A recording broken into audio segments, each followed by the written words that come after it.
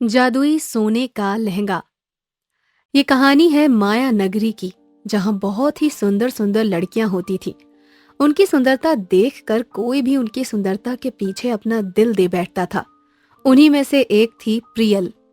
प्रियल एक बहुत ही सुंदर लड़की थी, जो कि अपनी चाची और चाचा के साथ रहा करती थी।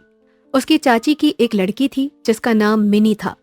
प्रियल की चाची और मिनी दोनों प्रियल से घर का सारा काम करवाते थे, क्योंकि प्रियल एक अनाथ लड़की थी। माँ बाप के गुजर जाने के बाद वो अपने चाचा चाची के साथ ही रहा करती थी। उसकी चाची और मिनी उसके साथ बहुत ही बुरा बर्ताव करती थी। घर का सारा काम करवाना, साथ ही साथ इतना सब करने के बाद भी उसे रोज रोज की जिल्लतों का सामना करना पड़ता था। लेकिन ये सब बातें उसके लिए आम हो चुकी थीं। प्रियल घर का सारा काम करने के बाद खाना खाने के लिए बैठती है। तभी उसकी चाची उसे आवाज लगाते हुए कहती हैं, अरे ओ मुफ्तखोर, कहाँ मर गई? कब से चिल्ला रही हूँ कि आकर मेरा सर दबा दे। दर्द के मारे फटा जा रहा है, लेकिन ये है कि परवाह ही नहीं है इसे मेरी। चाची जी, वो मैं खाना खा रही थी। खाना तो बाद में भी खा सकती है ना। एहसान मान मेरा कि तेरे माँ बाप तो तुझे छोड़कर चले गए। एक मैं ही थी दयालु, जिसने तुझे नई जिंदगी दी है।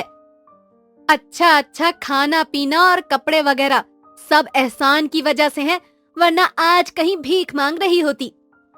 अभी दबा देती हूँ आपका सर। इतना बोलकर प्रियल अपनी चाची का सर दबाने लगती है।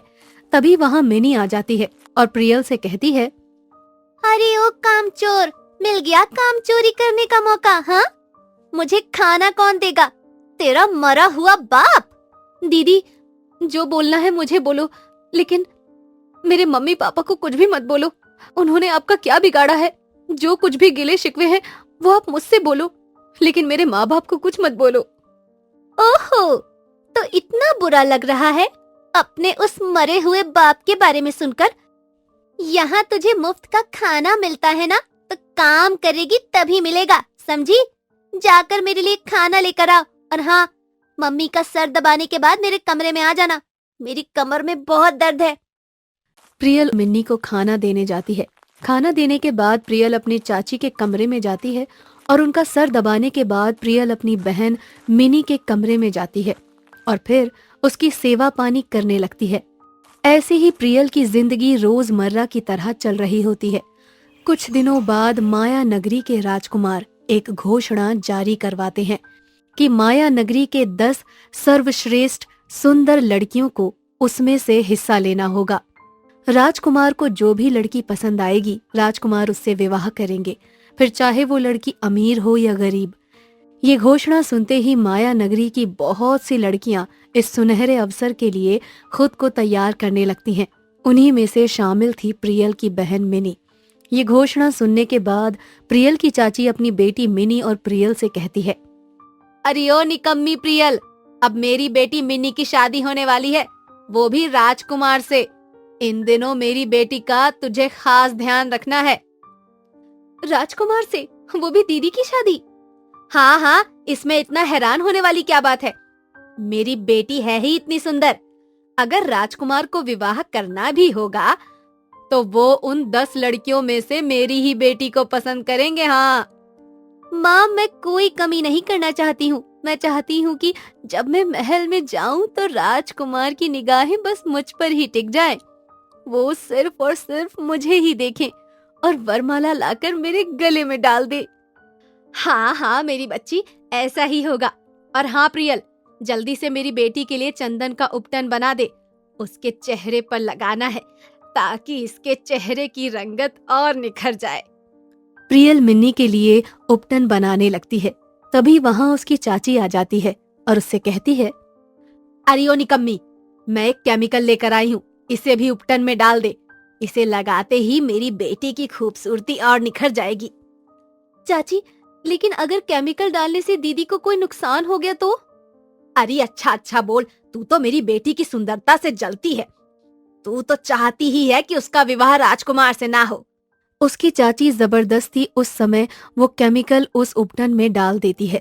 थोड़ी देर बाद प्रियल अपनी बहन के चेहरे पर वो उपटन लगाती है। कुछ देर इंतजार करने के बाद जब मिनी अपना चेहरा ठंडे पानी से धोती है, वे पर लाल दाने हो जाते हैं। मिनी गुस्से से पागल हो जाती है और वो अपनी मम्मी के पास जाती है और उसे अपना चेहरा दिखाती है, जिसके बाद दोनों माँ बेटी गुस्से में प्रियल को मारने पीटने लगती हैं। प्रियल रोते हुए छत पर जाती है और आसमान में तारों को देखते हुए उनसे बातें करते हुए कहती है, आखिर मेरी क्या गलती थी? आखिर मेरी क्या गलती थी? मुझे कौन सी गलती की सजा मिल रही है? मैंने तो चाची को मना किया था कि उसमें केमिकल मत डालो, लेकिन उन्होंने जबरदस्ती खुद ही केमिकल डाला और जब दीदी का चेहरा खराब हो गया तो उसका इल्जाम मुझ पर लगा दिया। आखिर क्या गलती है? काश कि मेरे मम्मी पापा भी जिंदा होते, काश कि मैं भी खुद को सजाती और संवारती और राजकुमार के महल में जाती और राजकुमार मुझे देखते तो मैं अपने आप को कितना खास समझती।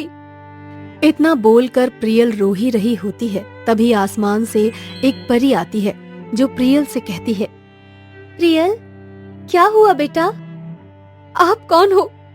मैं परी हूँ और मुझे पता है कि तुम किस दौर से गुजर रही हो। प्रियल परी को अपनी सारी बातें बताती है। थोड़ी ही देर बाद परी जादू से प्रियल को एक जादुई सोने का लहंगा देती है और उससे कहती है कि तुम भी राजकुमार के महल में जाना चाहती हो तो तुम इस लहंगे को पहनकर राजकुमार के महल में जाना।